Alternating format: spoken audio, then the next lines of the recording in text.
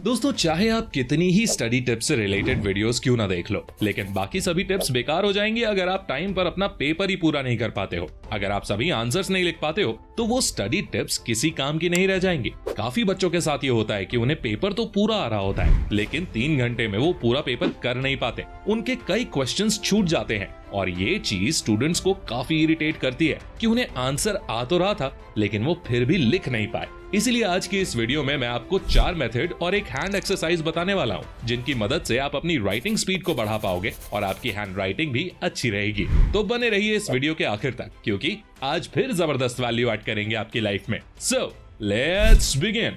Number 6, use ball pen only. Answer sheet लिखते समय आप किस तरह के पेन का यूज करते हैं ये भी बहुत जरूरी होता है। कुछ लोग जेल पेन का यूज करते हैं ताकि उनका लिखा हुआ अच्छा दिखे, लेकिन जेल पेन से आपकी राइटिंग स्पीड कम हो जाती है। इसीलिए हमेशा बॉल पेन का ही यूज करें, इससे आप फ्लो में लिख पाएंगे। इसके साथ साथ पेन लेते टाइम कुछ बातों का और ध्यान रखें। ज्यादा महंगा पेन लेने के चक्कर में मत पड़ो। 5-10 रुपए का कोई भी बॉल पेन ले लो, वो बेस्ट रहता है। ज्यादा भारी पेन का इस्तेमाल नहीं करना है, इससे लिखने में हाथों पर ज्यादा प्रेशर पड़ता है, हाथ जल्दी दर्द करने लगते हैं और आपकी राइटिंग स्पीड भी कम होती है। लिखते टाइम पेन की कैप को निकालकर साइड में रख दें, क्योंकि कई एक्सपेरिमेंट्स में ये प्रूव हो चुका है कि पेन की कैप को पेन के ऊपर लगाकर लिखने से राइटिंग स्पीड कम होती है। किसी न्यू डिजाइन का पेन ना खरीदें जिसका आपने पहले कभी इस्तेमाल ना किया हो। आपका पेन आपका हथियार है और कभी भी ऐसा हथियार लेकर मैदान में नहीं उतरा जाता जिसको चलाना ना आता हो। इसीलिए वही पेन यूज करो जो आप हमेशा से यूज करते आए हो। पेन को इस तरह से पकड़ो जिससे आपको लिखने में आसानी हो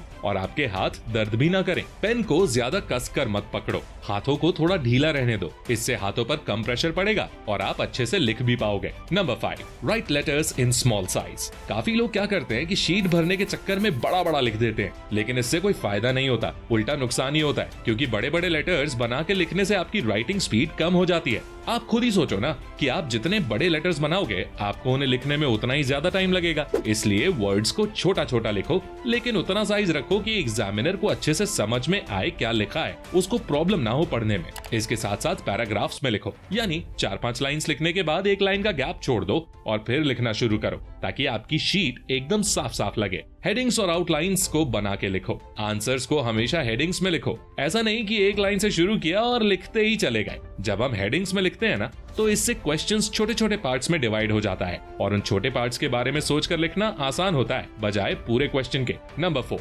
practice as much as possible. देखो, बिना प्रैक्टिस के तो कोई भी इंसान किसी भी चीज में बेहतर नहीं बन सकता। सेम प्रिंसिपल हैंड राइटिंग और राइटिंग स्पीड पर भी लागू होता है। अगर आपको अपनी राइटिंग स्पीड बढ़ानी है और अच्छी हैंड राइटिंग को भी मेंटेन करना है तो इसकी प्रैक्टिस करो, वो भी डेली। जी हाँ, हर दिन अपने फोन में स्टॉप वॉच ऑन कर लो और लिखने बैठ जाओ। कम से कम 200 वर्ड्स आपको लिखने हैं और हर दिन अपने स्पीड को बढ़ाने की कोशिश करनी है, वो भी अच्छी हैंड राइटिंग को मेंटेन करते हुए। जब आप रोज इसकी प्रैक्टिस करोगे तो थोड़े दिनों में ही आपको अपनी राइटिंग स्पीड में फर्क दिखने लगेगा, प्लस आपकी हैंड राइटिंग भी अच्छी हो जाएगी। Number 3, maintain good posture while writing. लिखते टाइम जिस चीज पर ज्यादा लोग ध्यान नहीं देते हैं वो है पोस्चर। आप लिखते टाइम जिस पोजीशन और पोस्चर में बैठते हो उसका बहुत बड़ा इंपैक्ट होता है आपकी राइटिंग स्पीड पर। ज्यादातर बच्चे जब लिखते हैं तो अपनी बैक को बहुत टिल्ट कर देते हैं, झुका देते हैं, जिस वजह से उन्हें बैक में पेन भी होने लगता है। इसलिए एग्जाम के टाइम अपना पोस्चर इस तरह का रखें जिसमें आप आसानी से लिख पाएं।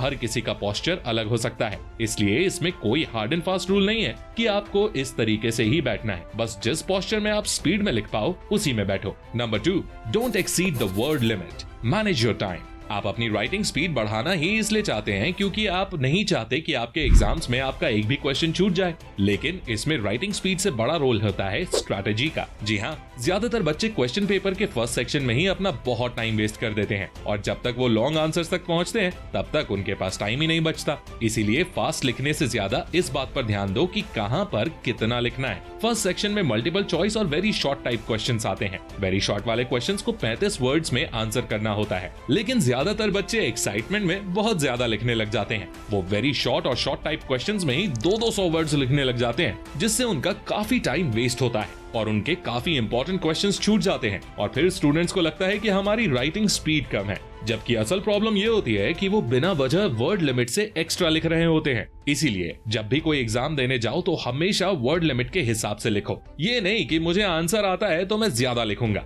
अगर आप सही आंसर लिखोगे और वर्ड लिमिट के अंदर लिखोगे तो आपको पूरे नंबर वैसे भी मिलेंगे। ज्यादा लिखने के नंबर नहीं मिलते, बल्कि जो लिखा है उसकी क्वालिटी मैटर करती है। ये बात याद रखोगे ना तो कभी कोई भी क्वेश्चन नहीं छूटेगा और राइटिंग स्पीड बढ़ाने की जरूरत भी नहीं पड़ेगी। Number 1, plan before writing. देखो, आंसर आप तभी लिख पाओगे जब आपने उसको दिमाग में पहले ही सोच रखा हो। लेकिन ज्यादातर लोग क्या करते हैं कि वो क्वेश्चन पढ़ते हैं और उन्हें जितना आ रहा होता है उतने से ही आंसर लिखना शुरू कर देते हैं और फिर वो बीच में अटक जाते हैं। उन्हें समझ नहीं आता कि अब आगे क्या लिखें।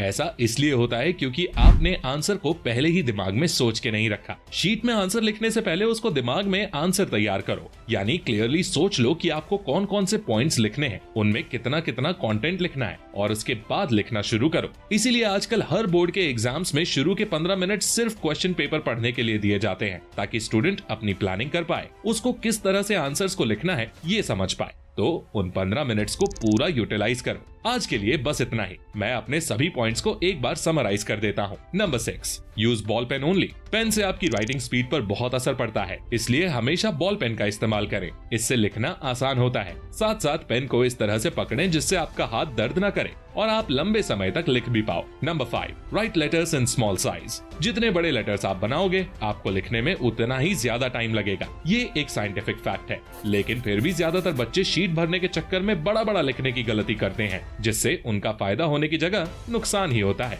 Number 4, maintain a good posture while writing.